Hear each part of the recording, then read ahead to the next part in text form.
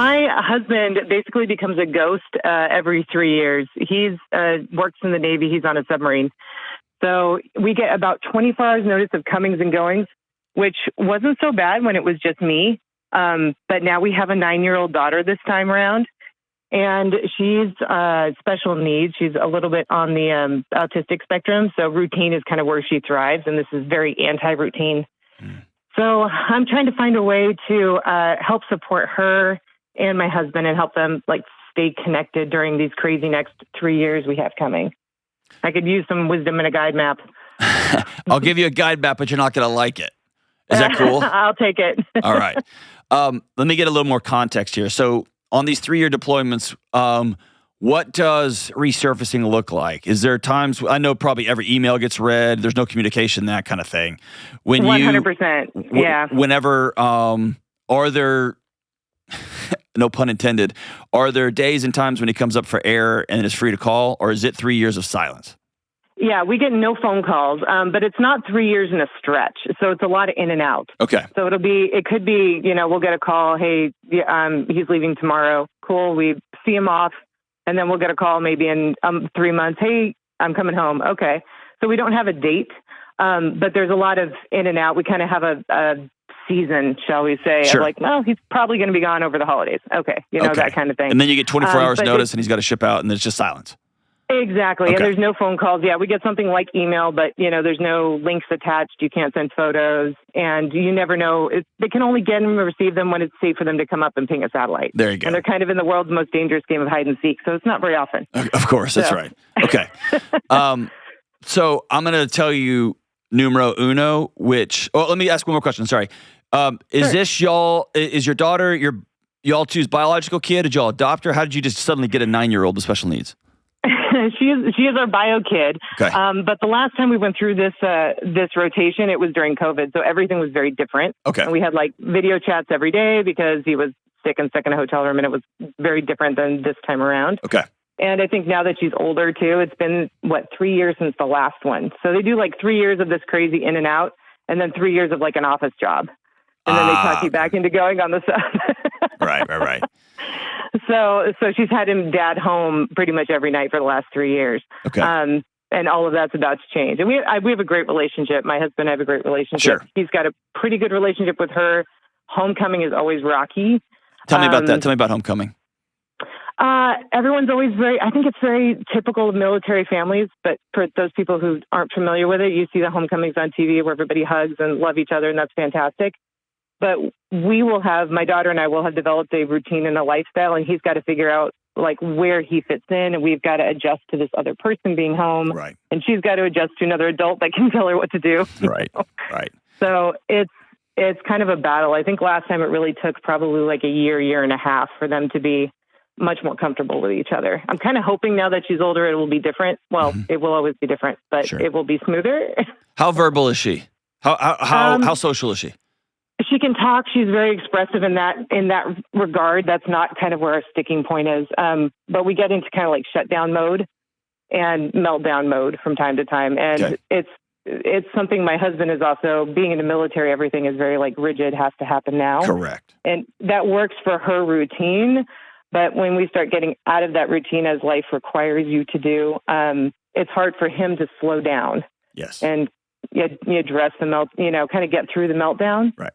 That makes sense. Absolutely. And then be able to talk to her. And also being in the military, like she's very sensitive to sound. Okay. And his voice gets very big. Right. So I'm hearing two important things. One is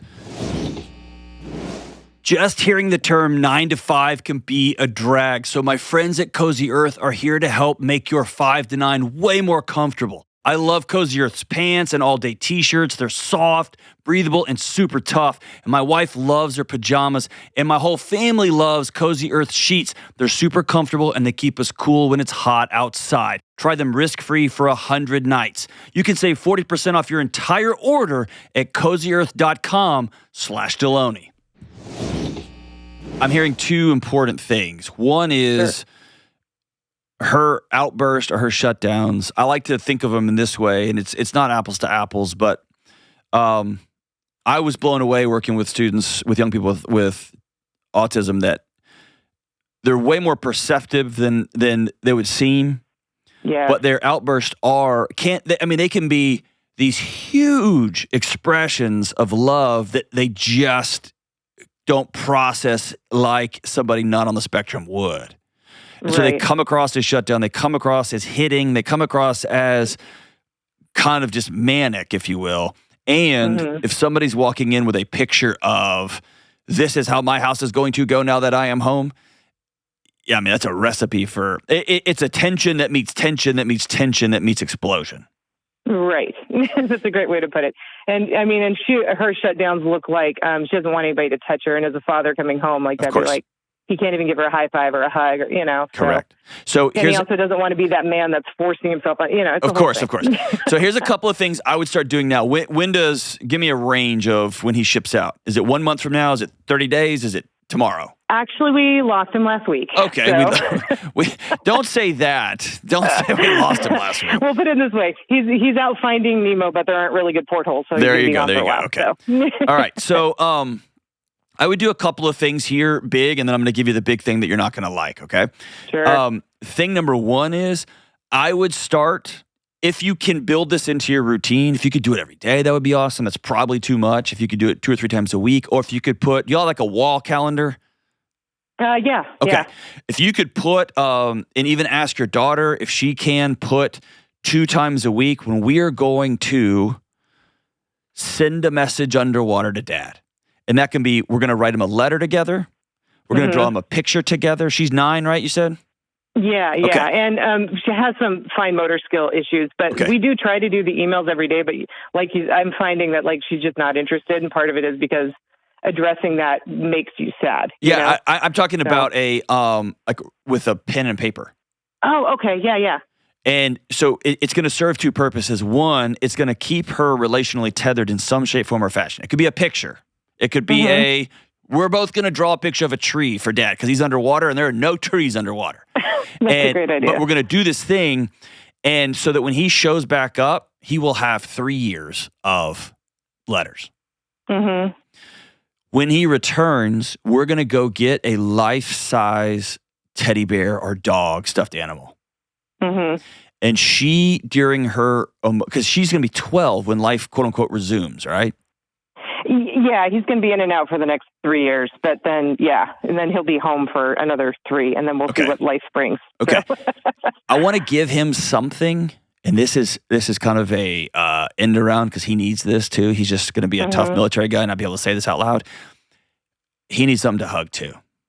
Yeah. So he's going to walk in, and if she shuts down and doesn't want to hug him, he's going to say, "I love you so much, but I'm going to hug this dog and pretend it's you." That's a great idea. And he's going to get to release that hug, and it's not going to be his daughter. And by the way, my daughter's not on the spectrum, and she struggles with sensation with, and it breaks my freaking heart that I can't hug her sometimes. Oh yeah, I mean, I'm her mom, and we basically at bedtime we're like kisses, hugs, high fives, knuckles, wave. What do you want to do? My daughter and I right now we just developed a new high five routine this morning. Perfect. And here's the thing: she wants to hug me. And she gets caught in her own loop. And so, but here's the person who has to manage that, me. I'm the adult. And so I will hug the stuffed animal and say, "This is my hug for you. I love you so much." And then we do our high five routine. I love that. That's a great idea. But it also gives your husband a way to direct that. Because he's going to have dad guilt, and then he's going to try to wallpaper over the dad guilt with, "I'm serving my country," and then he's going to go over that with, "But I need to be a dad, I need to be present," and then you're going to look at him kind of hollowed out because you're exhausted from being a single parent. It's going to be all that crap. There's something about, I can channel that, I can hug my wife, and I can hug this little bear. And then I will do the it will help regulate an adult, which is embarrassing, but it is what it is, and I live that life too. Yeah. Okay? Oh, that makes sense. Yeah, that's a great idea. Now, you started this call by, and by the way, give him a thing that he can sit at the table, and it could be dinner time, and once a week he's going to open up one of these pictures, or once a night at dinner when she doesn't want to talk, she's not making eye contact, she's just eating quietly. He's going to open this up, and it will be, "I love you, Dad," in the form of a picture of a bird, because there's no birds underwater. Yeah. And his his job is to take 10 seconds and just say how I feel so loved that you drew me this picture of this bird. Mm-hmm. And how she responds to that will be filtered through all kinds of her ABA stuff and her like all that. That's all well and good. His job is to regulate himself and let her know I'm back in a stable, sturdy presence. Yeah. Yeah, I mean, I got to admit, like one of the things I love best about him is that he's always been, I mean, just as in it as I am and willing to learn and be flexible and having to measure your own reaction. Yes. But kids with autism, he'll often ask her a question and not like she's looking for what kind of response do you want? That's you know? it. And he's like, there's no wrong answer. That's it. Yeah. But that when he's measuring his response, she feels that measuredness and she tries to match it. And the challenge with being autistic somewhere on that spectrum is the return misses, right? Like the social return, I smiled, so you're going to smile back. It is, what kind of smile is that? And I don't have in my toolkit that return. And then I see that you go to a frown and now I feel like it's that volley back and forth that we all just take for granted socially. Yeah. If he can take that from her, look at this picture and feel it big. I love this. Or if the volume is too big, I feel so loved right now. Thank you for loving me when I was in the boat underwater. I got to, man, this is so great. And that way she doesn't have to volley. She's already hit it and he is returning it. She's getting to witness that experience, but she doesn't have to participate in it. You get what I'm saying? Yeah. No, that's it gives her a really safe distance, but still feel included. Yeah. And then slowly, hopefully, she can feel his, not that he's measuring himself, but she can feel the welcomeness, and that brings that back. All right, here's the, and again, I am spitballing here. I don't know where she falls on that spectrum, so you modulate that for your daughter and your house and your husband, right? Yeah. You called, your first question was, how do I help her and help him? The greatest gift you can give them is that you be okay. I knew you were going to say that. Okay. You have to have a group of women that you just can weep with, laugh with, that you build a new routine with. Yeah, I think that's something I'm constantly working on because we're a little older for the military force than most of them, and like I don't drink when my husband goes out, so I don't fall into like the wine mom military category. So it's kind of, so awesome. Which I know is really, really wild and out there, but no, I can tell you're wise, so good for you. But I mean, you can host at your house like the no complaint zone. Like we're going to invite the wives over and I'm going to be the old mom, right? Like whatever. My wife and I waited for a long time to have kids. And so most of our kids' parents are 10 years younger than us. And so we kind of serve in that, like, hey, what do y'all think about this? Hey, can we talk this afternoon? Like, and that's cool and awesome. But for you in that routine, and especially for your daughter too, but I'm just going to set that up Tuesdays and Thursday nights at our house. Yeah. And maybe one person shows up, maybe 4 people, and you just have to go be weird. Yeah.